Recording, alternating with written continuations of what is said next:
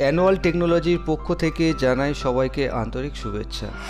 আজ ফটোশপে new page কিভাবে নেওয়া যায় তা নিয়ে ভিডিওটি আলোচনা করব। আগের ভিডিও সফটওয়্যার ডাউনলোড এবং ইনস্টল কিভাবে করা যায় তা দেখিয়েছিলাম।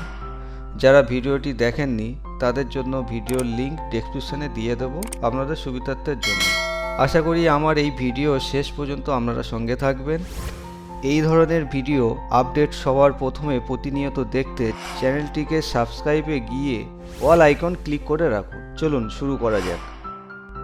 প্রথমে আমরা ফটোশপটা ওপেন করব। আমার ওপেন করা আছে। আমি প্রথম এই পেজটা টোটাল কোনটাকে কি বলে সেটা আজকে আপনাদের দেখাবো।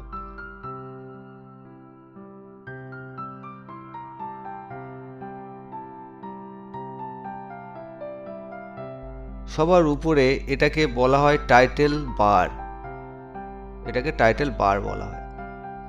আর এটাকে বলা হয় এই যে file, edit, image, layer, type, select, filter, view, window, help, এগুলোকে বলা হয় মেনু বার। আর এখানে যেগুলো এগুলো দেখতে পাচ্ছেন এগুলোকে বলা হয়, এই নিচের যে অপশানটা এগুলোকে বলা হয় টুল অপশান বার।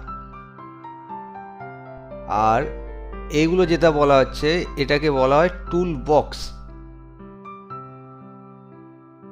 এবার এখানে চলে আসি। এখানে টোটাল এই সাইডে যে প্যানেলটাকে এটাকে বলা হয় ডক, DOCK, ডক। আর এটাকে বলা হয় প্যানেল বার, এটাকে লেয়ার। এই লেয়ারের কাজ আছে, আমি পরপর স্টেপ বাই স্টেপ আপনাদের বলে দেবো কোনটাকে কিভাবে ইউজ করবেন। এবার আমরা চলে যাই একটা নেব কিভাবে। এইটাকে টোটাল বলা হয়, এই যে স্ক্রিনটা আছে এই স্ক্রিনটাকে বলা হয় ইমেজ উইন্ডো। এবার আমরা একটা লেয়ার নেব। আমরা লেয়ারটা কিভাবে নেব, এখানে দেখতে পাচ্ছেন ফাইল আছে, ফাইলে যাব, গিয়ে নিউ। এইগুলো হচ্ছে শর্টকাট, এটা Ctrl+N, এটা শর্টকাট। এখানে ক্লিক করব। এটা পেজ নেওয়া, আমরা যে নতুন পেজ বিভিন্ন রকমের, যেমন আমরা ইচ্ছা মতন ধরো ভিনাইল বা ভিজিটিং কার্ড, ফ্লেক্স, বুকস ইত্যাদি যেগুলো আমরা নিয়ে থাকি সেইগুলো এইখানে হচ্ছে খুব ইম্পর্টেন্ট জিনিস। সেই সাইজটা আমি আপনাদের দেখাবো। এখানে হচ্ছে নেম, আমি যে ফাইলটা নেব সেই ফাইলের নেম কি দেব, আমি দিলাম 01। এখানে আছে ডকুমেন্ট টাইপ, কাস্টম করলে কি হবে, আপনার ইচ্ছা মতন আপনি সাজিয়ে নিতে পারবেন এই পেজটাকে। আর আমি যদি ধরো A4 বা A3 পেজ নেব, সেটা কিভাবে নেব, আমরা চলে যাব ইন্টারন্যাশনাল পেপার করার পর দেখতে পাচ্ছেন A4, A6, A3, হ্যাঁ এখানে পেপার এসছে। এখানে যদি আমরা ক্লিক করি ও অটোমেটিক ওর সাইজ নিয়ে নেবে। আর যদি এখানে আমরা কাস্টম করি তাহলে আমার ইচ্ছা মতন আমি এখানে নিতে পারবো। এবার আমি কাস্টম করেছি, তা কাস্টম করেছি আমার 1 ফুট বাই 1.5 ফুট আমার পেজ লাগবে। তা আমি কি করব, ইঞ্চি, যেহেতু ফুট হিসাবে ইঞ্চি, এখানে ধরুন পিক্সেল আছে, ইঞ্চি আছে, ধরো আমি ইঞ্চি হিসাবে ক্যালকুলেট করছি, তাহলে ইঞ্চিটা সিলেক্ট করব।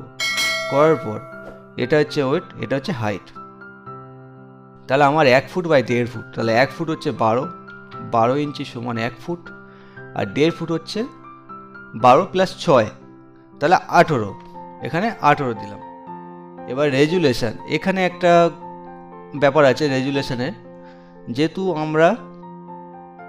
যদি আমরা কোনো ডেস্কটপ স্ক্রিন বা কোনো ইমেজ সেটিংস যদি করতে চাই তাহলে আমরা রেজুলেশন 300 রাখবো।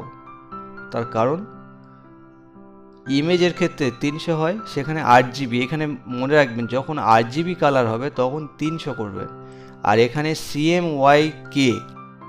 CMYK হচ্ছে, এখানে হচ্ছে কালারের 4টে ভাগ। সেটা কি হচ্ছে, C থেকে সায়ান, M থেকে ম্যাগনেটার, Y থেকে ইয়েলো, আর K থেকে ব্ল্যাক। তিনটের নাম হচ্ছে এটা CMYK। আমরা যখন তাহলে আমরা এখানে ইমেজ যেহেতু সেটিং করছি, তাহলে আমরা 8GB করে রাখবো। আর এখানে বিট, কত বিটে করতে চাইছেন সেটা করতে পারেন। আমি এখানে 8 বিটে রেখেছি। এটা হচ্ছে ব্যাকগ্রাউন্ড কন্টেন্ট। ব্যাকগ্রাউন্ড কন্টেন্ট হচ্ছে এখানে হোয়াইট আছে, ব্যাকগ্রাউন্ড কালার আছে, ট্রান্সপারেন্ট আছে। আমি এখানে হোয়াইট রেখেছি, আপনারা যেটা রাখতে পারেন, ব্যাকগ্রাউন্ড কালার অন্য কিছু রাখতে পারেন। আমি হোয়াইট রেখেছি, এগুলো যেমন আছে তেমন থাকবে। ব্যাস এই ছিল পেজ সেটিংটা। এখানে আপনারা এইভাবে সেটিংটা করে নেবেন। এরপর আমরা ওকে ক্লিক করব। করার পর দেখতে পাচ্ছেন আমার 1.5 ফুট বাই 1 ফুট, এটা হচ্ছে 1 ফুট, এটা হচ্ছে 1.5 ফুট। তাহলে আমার পেজ চলে এসছে। এই ছিল আজকের ভিডিও। এই সম্পর্কে আরও ভিডিও পেতে সাবস্ক্রাইব করুন অ্যানুয়াল টেকনোলজি। Thank you.